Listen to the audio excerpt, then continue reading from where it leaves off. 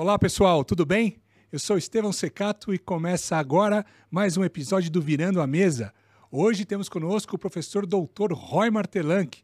Roy, formado em Engenharia Naval e Administração de Empresas na USP, mestre e doutor pela Universidade de São Paulo. Hoje ele é conselheiro de empresas e também coordenador de projetos da FIA Business School. Roy, muito obrigado pela sua presença aqui no nosso programa. Muito obrigado pelo convite. Ótimo, muito bom ter você aqui conosco. Roy, o programa é sobre virar a mesa, é sobre casos de empresários, consultores, empreendedores que já passaram por processos de virada de mesa, de transformação de empresas, tanto deles quanto de terceiros. Já começando aqui no olho do furacão, qual o caso mais evidente de virada de mesa que você já vivenciou ao longo aí dos seus anos de carreira? Olha, eu acredito que o caso que esteve mais em evidência foi o do Banco Pan. Banco Pan, antigo Banco Pan-Americano, tinha lá umas fraudes contábeis, o balanço estava inchado, o lucro estava inchado e, obviamente, muita gente faz isso e é um problema sério. A fraude contábil de que forma nesse caso? Basicamente, o que acontecia lá, eles vendiam crédito ativos de crédito e não davam baixa. Então eles vendiam a carteira de inadimplentes e não davam baixa. Não, de adimplentes. De adimplentes. Adimplentes, crédito normal, os bancos compravam aquilo normal, só que não davam baixa no balanço. Aí como, né? Aí ficou ativo grandão, dá muito lucro, etc. Não pode. E faziam isso principalmente o quê? Para mostrar que o banco estava bem, para pagar dividendos, para poder... Para conseguir mais alavancagem, mais crédito. Para continuar tendo crédito, para continuar vivendo, para continuar operando. Enquanto a música não para, a dança continua. Só que a música de vez em quando para.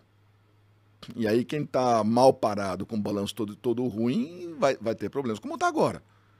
Nós temos agora juros mais altos, uma economia um pouco travada, investimentos todos congelados no mundo inteiro, não é Brasil? E nós vemos no mundo inteiro quem está com balanço não muito bem parado, seja por fraude ou por não fraude, esse camarada agora está chorando. Ele está apertado, está espremido, e aí alguns estão quebrando, vários estão quebrando. E é normal numa situação como essa. Se você for do Banco Central de qualquer país, você aumenta os juros para reduzir o consumo, o que significa que você aumenta os juros justamente para que as pessoas, as empresas, se espremam e parem de gastar. Aí, qual a surpresa? Nossa, eles pararam de gastar. Não, era o objetivo. Ah, que surpresa, estão quebrando porque estavam mal parados. Não, isso faz parte do remédio. É assim mesmo. Limpar um pedaço da base ali, né? Vai fazer o quê? Quem está... dizem que as crises, uma frase, a crise, tira aqueles que não estavam muito robustos. Deixa espaço para os outros. Isso acontece em qualquer uma. Algumas são mais longas, algumas são mais curtas. Essa daqui, eles não estão... O mundo inteiro não está sabendo lidar com ela porque ela é diferente das anteriores. Mas é isso que ela faz. Se você tem um problema sério, você tem uma crise, se for econômica, despenca, o mundo despenca, a economia do país inteiro despenca, depois volta. Sempre volta. São cíclicas, né? Sempre volta, as crises acabam. Se você vai ter uma crise, prefira ter uma crise curta, rápida e uma retomada já. Porque atrapalha a crise que fica 5 anos, 3 anos, 10 anos, como nós estamos agora. Isso atrapalha. Isso muda a estrutura da economia. Eu brinco que empresa boa em mercado ruim ou empresa ruim em mercado bom até tem solução. O problema é virar a mesa de uma empresa ruim no mercado ruim. É que talvez aí você tenha que mudar o modelo de negócio. Talvez aquela empresa não exista mais. Exista um conjunto de ativos e pessoas que vão ter que atuar num outro negócio. E aquele negócio não existe mais. Pode ser que o rótulo, pode ser que a embalagem não funcione mais. Mas ou seja, a empresa, o veículo. Mas o cliente estará lá e ele será atendido. Por quem? Talvez por alguns dos outros que sobreviveu muito bem, obrigado. Ou talvez por algo novo que ocupa o espaço. Sim. Mas o cliente estará lá, a demanda estará lá e ela será atendida por alguém. Nesse caso do Banco Pan, né? Sim. vocês identificaram, então, foram identificadas fraudes contábeis que inflaram tanto o lucro quanto a capacidade de captação, né, na Basileia, a capacidade de endividamento, e o balanço, os ativos do banco. Como é que foi esse desfecho? O que foi feito? Tá. Como é que foi o caso?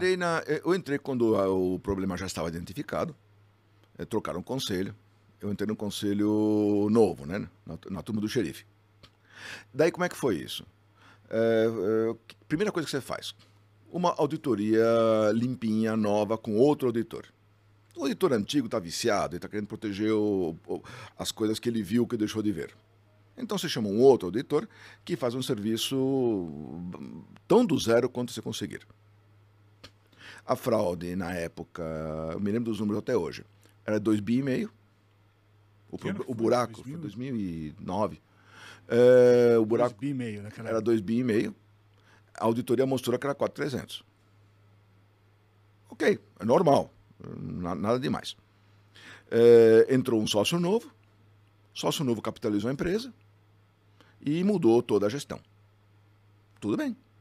É como todos deveriam ser. E o sócio antigo, como é que foi a reação dele nesse momento?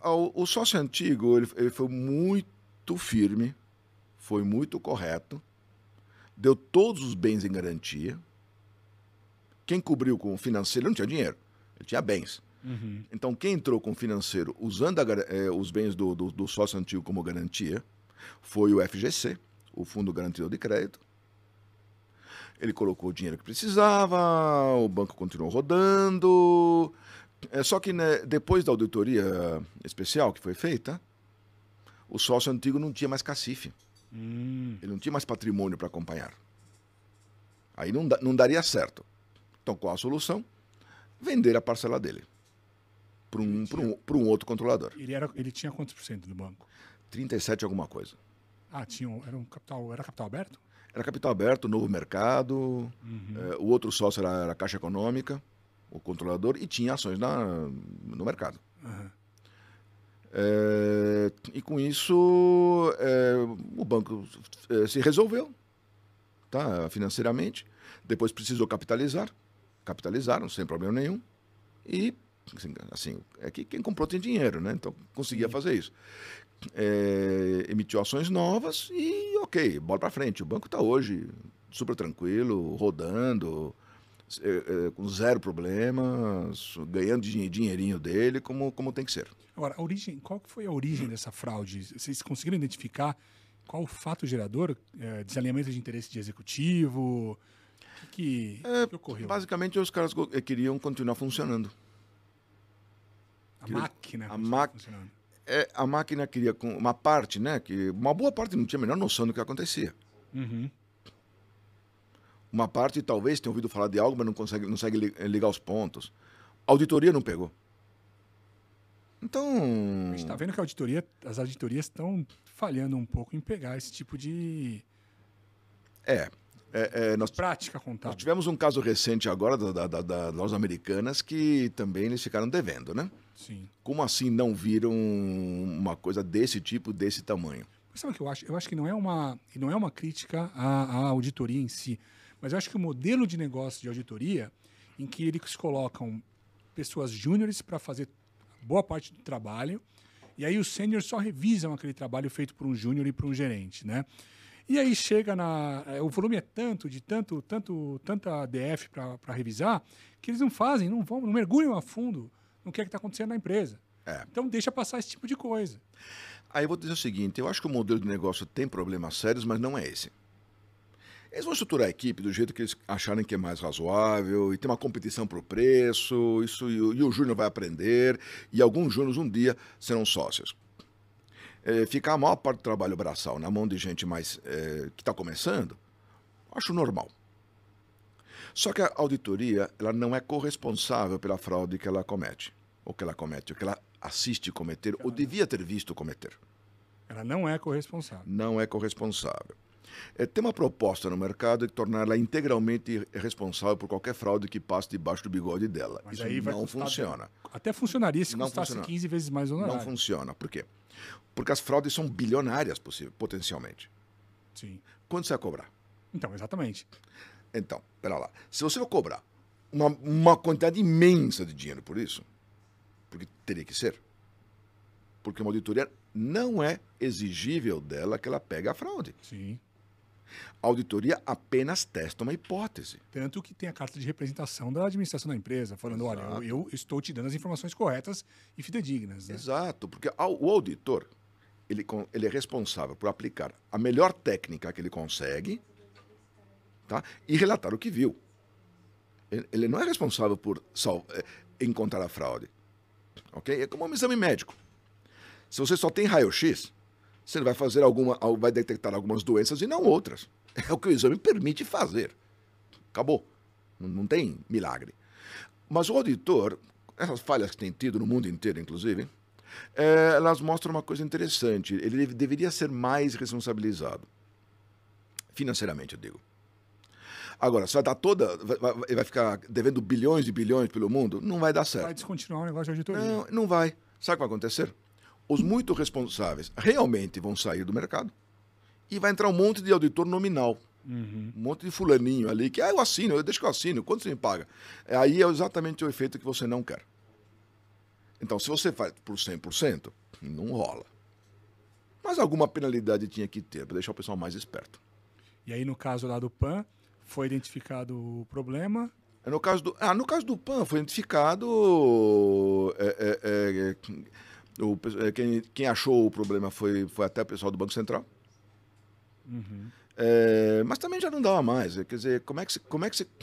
Uma fraude que ela cresce com o tempo e vai ocupando uma parte grande do teu balanço, uma hora vai acabar. Sim. Porque o balanço é finito. Como é o caso da... Como é o caso das Americanas. Uma hora acaba, não tem mais de onde tirar. E eles foram responsabilizados na época, os executivos? Teve alguma penalidade? Teve alguns que foram... Criminalmente ou...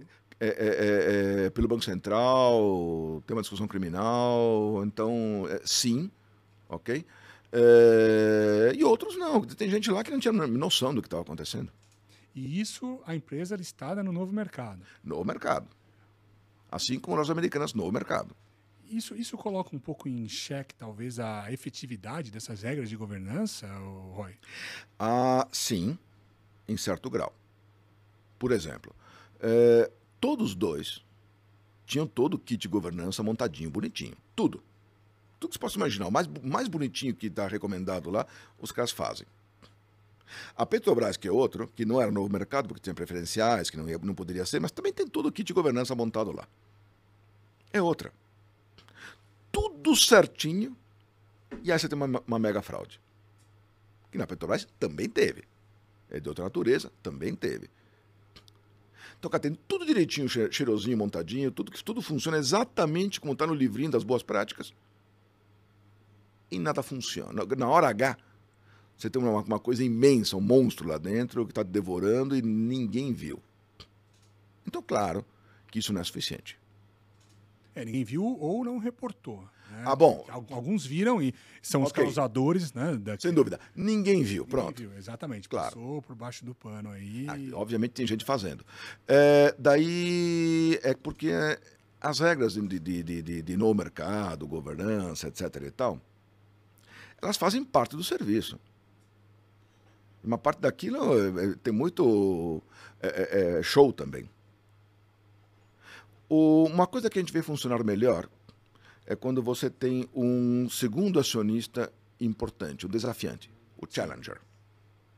Que não é aqueles ativistas tipo ICANN, que fazem barulho e depois vão embora. É alguém que permanente, fica lá dentro, alguém que tem lá seus 10, 15, 20% do capital. Seria um minoritário ativista, mas o ativista proativo, né? Não um ativista que vai querer brecar tudo. É lógico, não é aquele ativista que vem para fazer a campanha do não sei o quê, não é esse. É um investidor real, com muita frequência um fundo, mas pode não ser, que tem interesse de ganhar dinheiro. Ele tem interesse no valor das ações daquela empresa, ponto. E que no mecanismo de governança com que ele trabalha, imagina um fundo de investimento, fraudes contábeis, corrupção, como na Petrobras, isso não tem nem cabimento. Os caras não conseguem olhar para isso. Se o cara vê um negócio desse, ele vira a mesa no dia seguinte. Eu acho que eu até acho que isso é mais importante para os fundos do que o próprio resultado e a performance do investimento. Ah, bom, não vamos exagerar também, né? O fundo gosta de dinheiro. Não, mas eu acho que isso mancha a reputação. Porque o investidor do fundo, ele quer ver alfa, ele quer ver Sharpe, ele quer ver resultado. E não tolera não ter. Todo o resto pode ser bonitinho. Se não der alfa, se não der Sharpe, não serve o fundo. Então o cara do fundo sabe disso e ele precisa do retorno. É compatível com o risco. Eu tenho visto bastante private equity fazendo investimentos errados. Aí, talvez é o que eu chamo de tomar decisão sem entender a realidade profunda do negócio, né? Business cases super complexos, super bem feitos, teses super bem elaboradas numa mesa de escritório. Né? E aí você fala, temos que aumentar a produtividade em 40%, atingiremos um EBITDA de tanto. Aí o cara da fábrica chega e fala, eu saio às 6 e pronto. E não vou trabalhar mais. Né? Então, eu vejo bastante distorção nesse sentido com relação a fundos. O que eu vejo em fundos para equity é que a turma é especializada na área financeira. Eles sabem captar capital extraordinariamente bem, muito bem. Eles sabem comprar empresas, eu diria que bem. O cara monta lá uma tese de negócio, que em geral são boas. E o cara sabe reduzir custo. Mas não sabe criar produto. Não sabe aumentar mercado. E também não é tão bom em motivar pessoas. Uhum.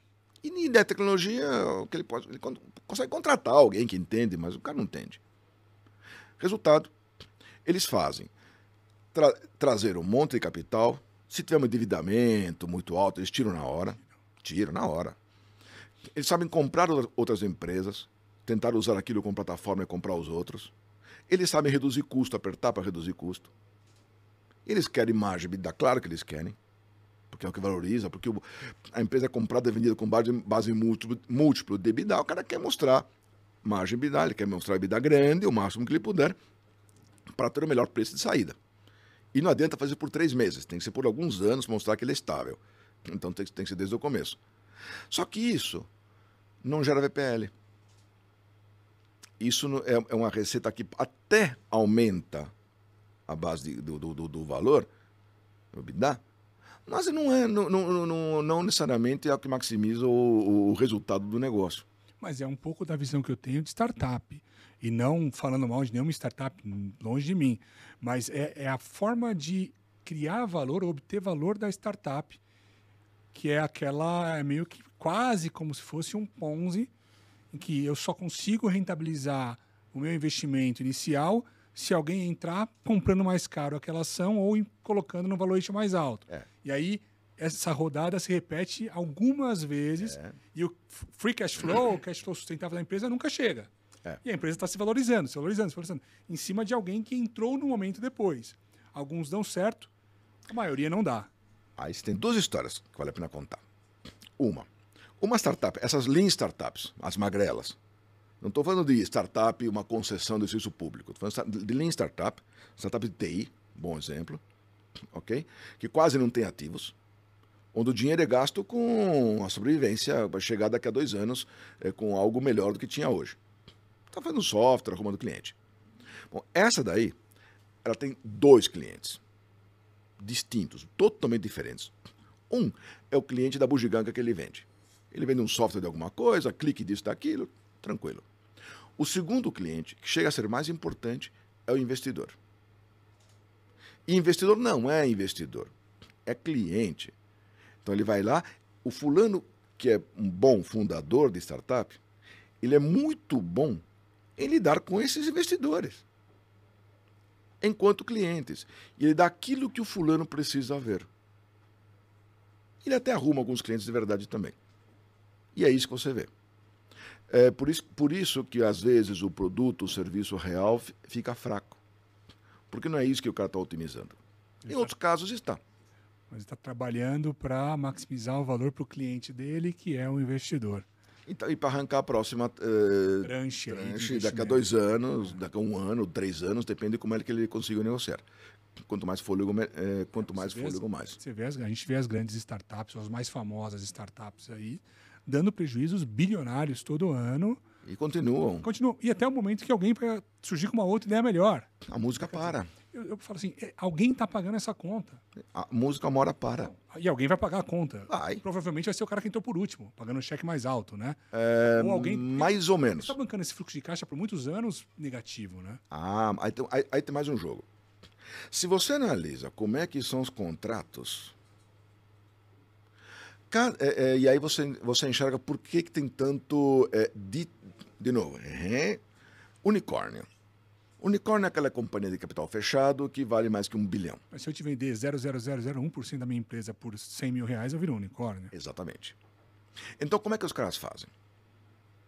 Cada nova tranche, alguns fazem mais isso, outros menos, tá? E alguns não fazem isso de jeito nenhum. Então, caso a caso é um caso. Mas, nos casos mais interessantes, cada nova tranche tem direitos adicionais em relação aos anteriores. Senão o cara não entra. Então, no lugar do primeiro investidor ser o mais privilegiado, é o último que é mais privilegiado. E aí aquela ação realmente vale o que o cara pagou na opinião de quem pagou. Então, ok. Então, supostamente, vale. É um big boy, né? Ele sabe tomar decisão. Só que você não pode pegar as ações antigas e lhes dar o mesmo preço. Por quê? Porque se eu tenho duas ações, são iguais, vale a mesma coisa, o preço é igual, acabou. Agora, se eu tenho uma que tem mais vantagens que a outra, ela aumenta de valor, portanto o preço, e a outra reduz de valor, portanto o preço, que é ela que está cedendo as vantagens. Uhum. Então você tem isto aqui. Para uma aumentar, a outra diminui. Uma aumentar, a outra diminui, aí você multiplica todos por esse preço? Não. Fizeram esse estudo faz alguns anos nos Estados Unidos, muito bem feitinho, com modelagem de opções, como deve ser feito. Metade, mais ou menos, dos unicórnios lá não são unicórnios coisa nenhuma, na hora que você calcula o valor das ações, que não são a última, que é a noticiada. Então, boa parte disso vale, mas não tanto quanto dizem. Voltando um pouco lá no Banco Pan, só para encerrar aqui. Você acha que esse foi o momento mais importante da história do banco?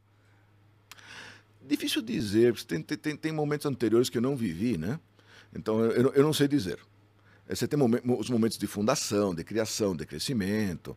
Você teve a entrada dos consignados, lá atrás, anos antes, o mercado inteiro, esse tipo de banco, esse tamanho de banco, o mercado inteiro cresceu pra caramba por causa daquilo. É difícil dizer que foi o mais importante, mas certamente foi muito dramático. E depois disso, mudou a forma de atuar da administração? Sim, depois ficou redondinho. Toda a administração foi trocada?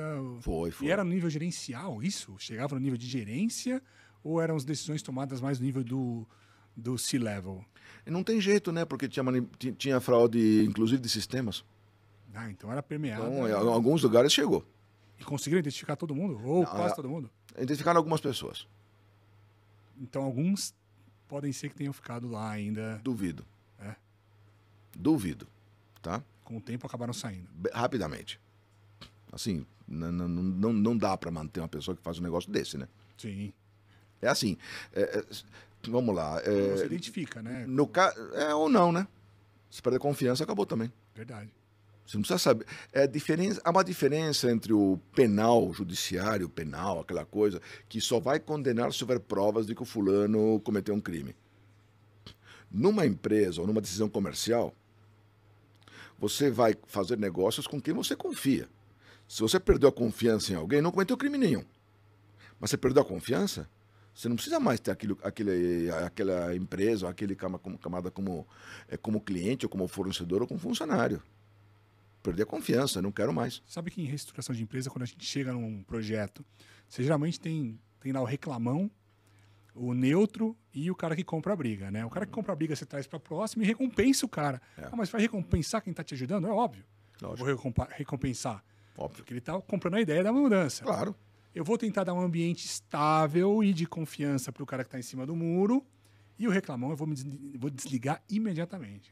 Assim, porque a cada dia que ele fica na organização, ele vai maculando as pessoas, ele vai trazendo uma negatividade para o negócio. e jogando contra a reestruturação. No caso de fraude, eu acho que perda de confiança é pior ainda, né? É que não é só o reclamão, né? Aquele camarada que perpetua a cultura anterior, seja lá qual for, que perpetua aqueles aspectos, os piores aspectos da cultura anterior, e que só sabe pensar daquele jeito, é o camarada que você não, é a pessoa que você não quer junto. Porque aí justamente isso que você quer cortar. Isso aqui, estou falando de uma fraude, ok, mas você pode falar de qualquer outra coisa. Você fala de uma mudança que você quer fazer. E tem alguém lá que está segurando porque ele acredita no oposto e vai ter força lá dentro para tomar decisões, é difícil. Agora, esse cara que se... Vamos pegar um exemplo, o caso dessa pessoa que se pega no antigo, no ultrapassado ou na causa da crise. Muitas vezes esse cara não abre mão do poder ou das crenças dele por medo do fracasso, por medo de perder o emprego, por N razões que levam à curva de resistência Sinto esse muito. sujeito. Sinto muito. Se o medo dele era perder o emprego, aconteceu. É uma profecia autorrealizável, né? Vai fazer o quê? O que isso pode fazer? Vai sacrificar uma empresa inteira por causa de um fulano que está preocupado demais ou que acredita justamente naquilo que deu problema? Exatamente. É porque tudo bem a pessoa ter operado aquilo que deu problema. Ela percebeu que deu problema, achou uma ajuda e consertou. Normal. Pivota. Muda a forma de pensar. Não tem nada demais. Não tem que ter orgulho. Eu que fiz, portanto, vou afundar junto com o navio. Não! Vai para a água, não vai afundar junto com o navio, não. O navio não vai afundar. Então não adianta.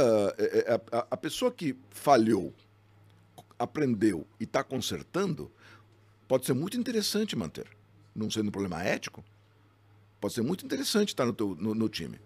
Agora, a pessoa que falhou e quer continuar como era, aí não dá, né? Fazer o quê? O que você faz com a pessoa? Não tem jeito. Ela vai ser jeito. feliz em outro ambiente. Não, ela se sinta mais confortável. Sei lá. Aí não tem certo ou errado também. Comprou a ideia, não comprou a ideia. E se não der certo comigo, vai dar certo com o outro. Né? Olha, aí não é a pessoa. Quer dizer, a pessoa pode ser muito boa, uma pessoa toda séria, técnica boa para a família dela, é muito honesta. Mas assim não vai se encaixar.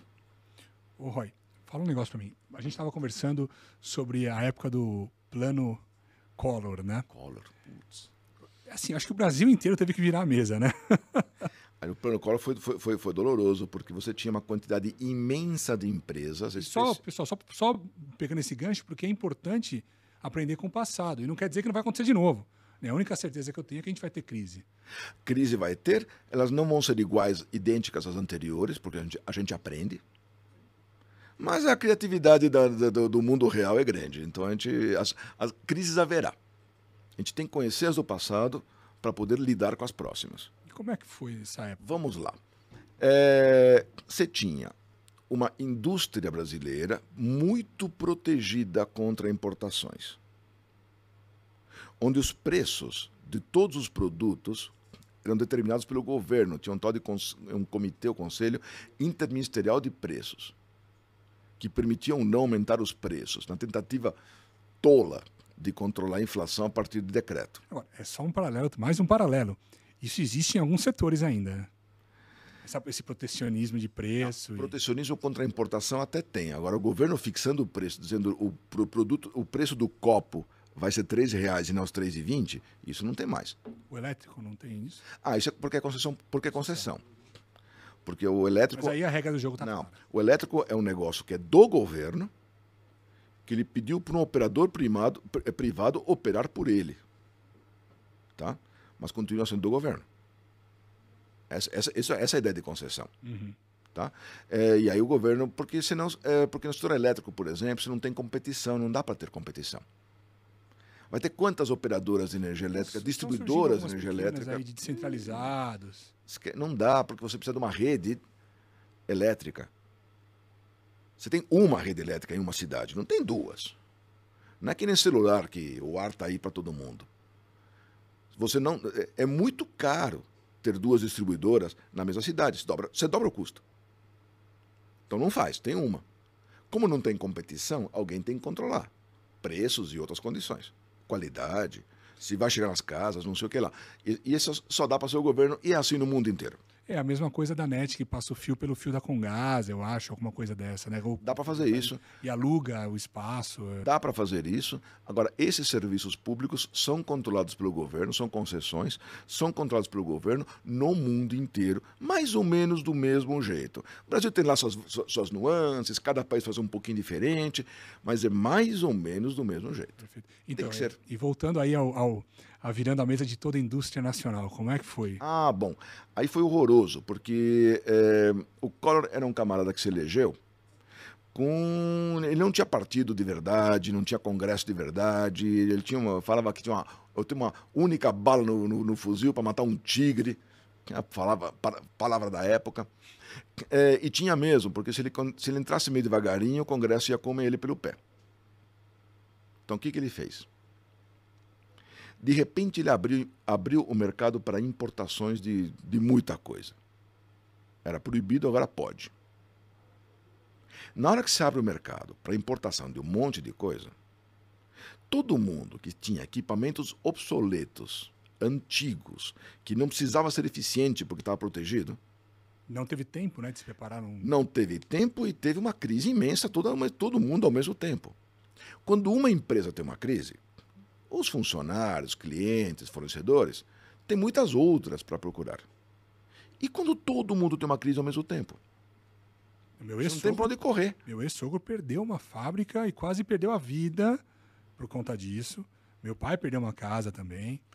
Muita gente perdeu um dinheiro por causa disso. Agora, se não fosse de sopetão, também não ia conseguir fazer. Então, abriu os portos, foi a primeira leva. Isso traumatizou a indústria da época que estava parada no tempo. Outra coisa que fez foi lutar contra a hiperinflação. Isso é assim. O governo anterior tinha deixado uma inflação de 80% ao mês. Oi? Não é 8% ao ano que temos agora, até menos. Mas parece que na Argentina agora eles estão indo no restaurante com mais frequência porque eu quero comer a carne agora, porque amanhã vai estar mais caro. Mas lá está 100% ao ano. Ainda bem menor do que... Aqui no Brasil estava 80 ao mês. E no mês seguinte, as projeções, que ninguém sabe como é que ia ser na prática, mas tinha a projeção circulando dizendo que ia ser 200% ao mês e depois ia perder o controle totalmente. Então o que o Collor fez? Ele e a Zélia, né, a ministra do Collor. Daí o que eles fizeram? Não, beleza. Sabe todo o teu dinheiro está no banco? Ah, sei. Está congelado. Só pode tirar 50, nem sei, 50 alguma coisa, o cozidos da época, nem lembro que moeda que era. 50 Collors. 50 alguma coisa, que era pouco dinheiro, que dá para chegar no fim do mês e olha lá, esse está liberado. Todo o resto, os bancos foram obrigados a congelar. E os bancos seguiram a regra. Isso foi uma travada, de repente a economia está indo, está indo para o vinagre, dá uma travada, congela tudo para recomeçar. O que traumatizou as pessoas foi isso, foi que ficaram de repente sem dinheiro. Não tem problema, mas que vem já tinha, outro mês já tinha, em 6 meses estava normalizado. De novo, né? Desculpa te interromper, quem passou por isso se assustou menos com o Covid? Bom, quem toma muita paulada na vida tem menos medo de tomar outras, né? Se você passou por muitas crises de qualquer natureza e sobreviveu e foi para frente, foi para cima, tem menos medo de cara feia. Aí vem o Covid, e os caras olham assim, é uma gripe. Mais ou menos, né? Mas o cara, quer saber? Já passei por tanta coisa. Porque não é só isso. Você teve o plano Collor. Antes, teve a moratória. Você teve, antes dele, N planos econômicos fracassados, inclusive o plano cruzado. Vários planos que não deram certo. Aí, por um final, o plano real vingar. Mas também são crises pessoais. Quem passou por muita crise pessoal também fica mais resiliente. Essa do plano Collor, quando a indústria percebeu que não tinha mais competitividade, estavam importando, o que os caras fizeram na época? Cada um fez uma coisa diferente. Alguns deles tentaram se segurar, alguns conseguiram, vários quebraram, não tinha para onde correr. Tem gente que começou a importar para atender o cliente. Importa, põe a marca e vende e diz que é tua. E vamos para frente. Vira a mesa, né? Muda o modelo de negócio, para de ser fabricante, passa a ser distribuidor e vamos para cima. Para alguns dá. Porque eu tenho um mercado já, eu tenho público. Depende do produto, dá. Depende do produto, não tem jeito. Então, a crise não é igual para todo mundo. Levou anos para voltar. Tá? Só para te dar uma ideia. Um caso que eu vivi naquela época. A gente tinha que fazer projeção de receita para uma empresa que vendia tratores. E aí fizemos. Dá tudo certinho, exceto que naquele ano do plano Collor, você não conseguia... O modelo dava errado. Vendia muito mais do que devia vender. E no ano seguinte, vendia muito menos. E não teve jeito. A gente olhou para todo jeito, não tinha como acertar o modelo. Putz, vamos lá. Né? Vamos mostrar para a empresa, vamos ver o que eles acham. E a gente já levou a hipótese e confirmou na hora lá, na reunião. Acontece que no plano Collor, com o dinheiro todo retido, o que o pessoal fez? Comprou trator. Você conseguia pagar o trator com dinheiro velho retido.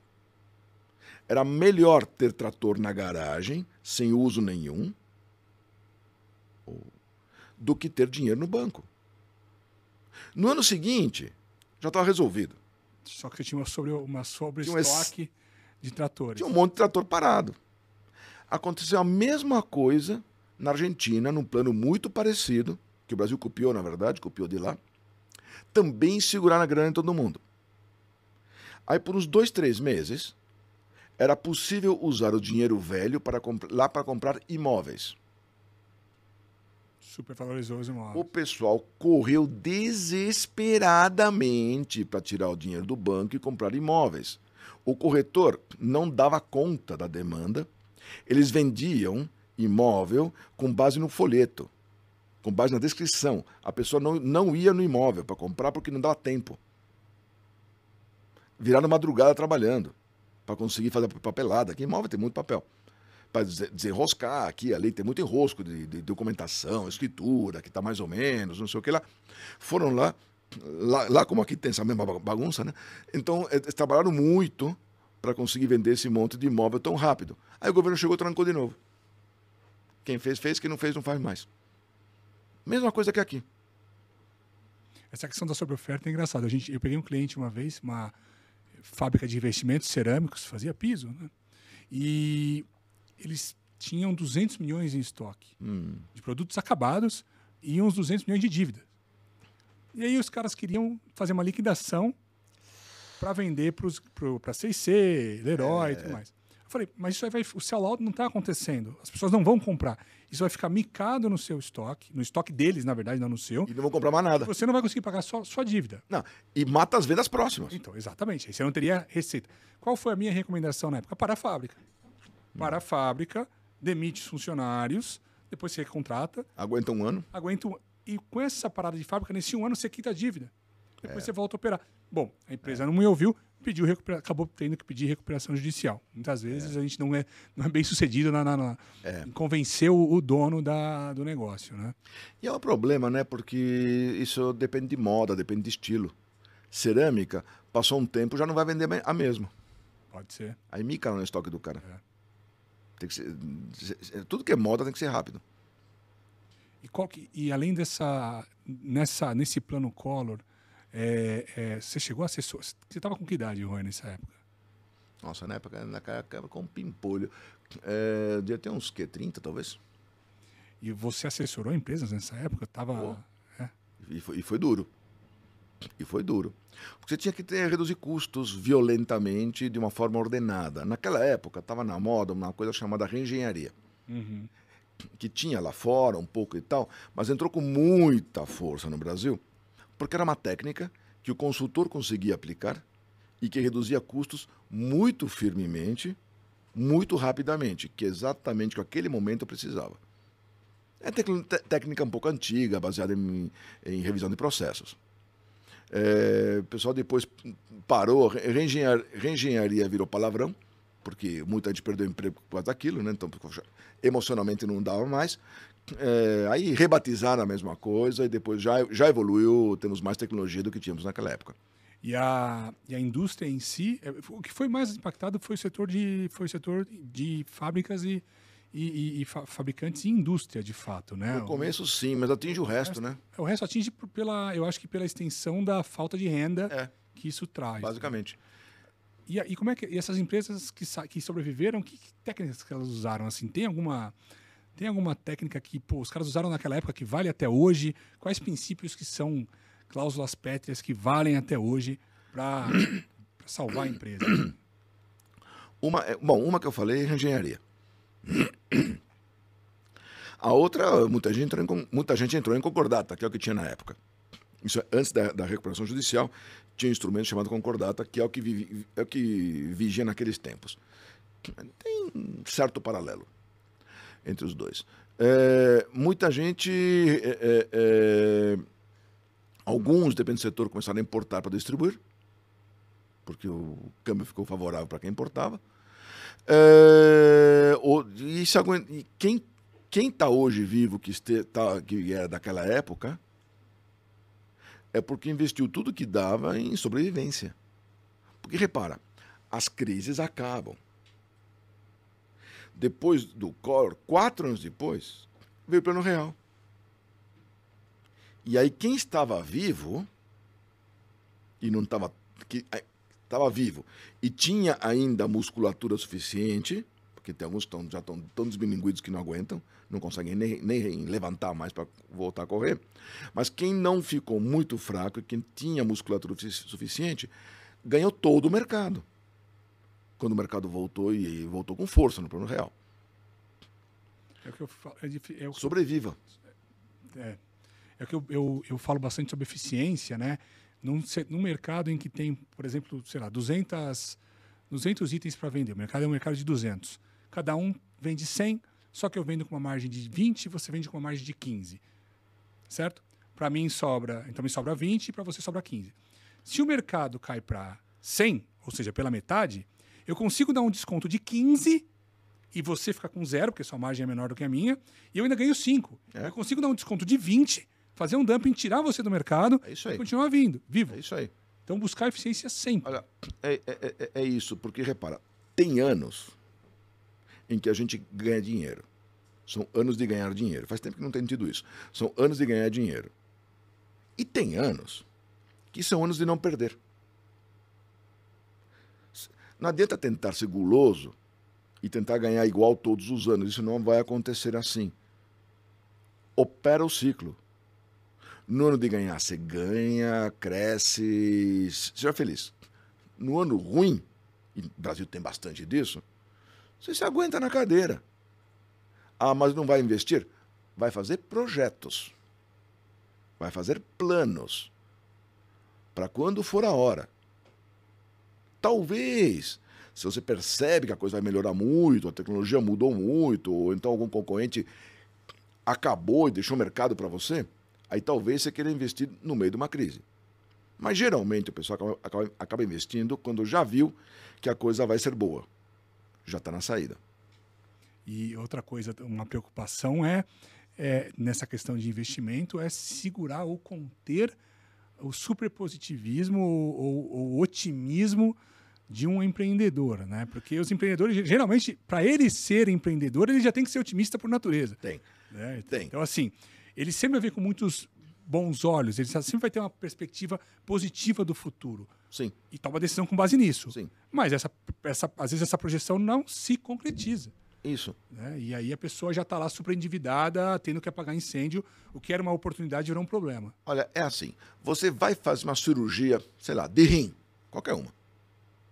Com quem que você faz? Com alguém que você percebe que não aguenta mais fazer cirurgia, só reclama, detesta o trabalho que tem?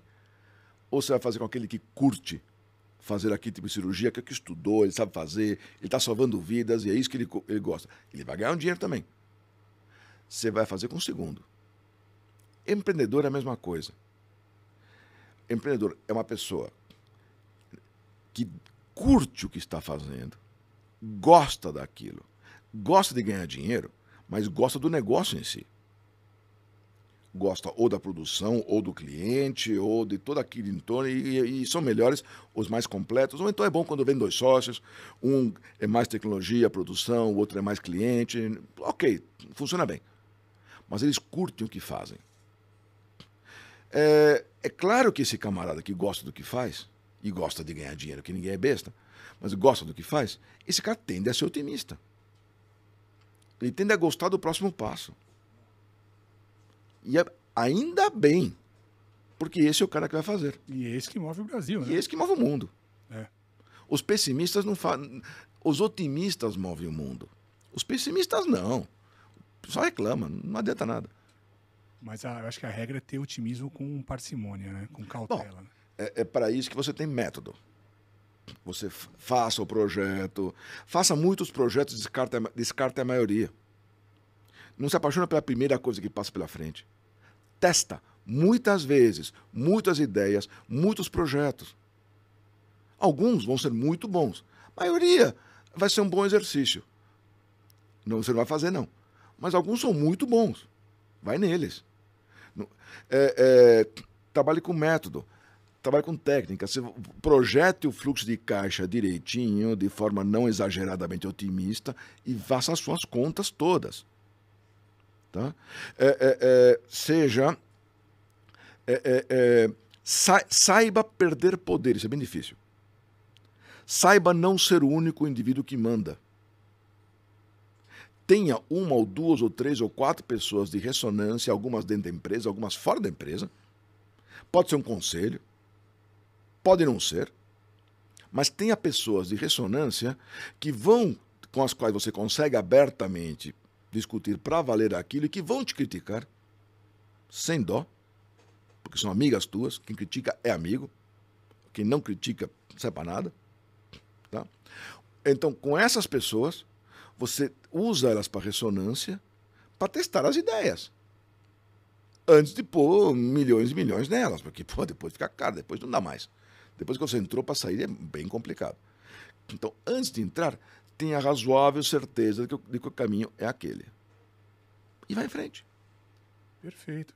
Pô, Roy, muito obrigado pela presença. Pessoal, encerramos aqui mais um Virando a Mesa.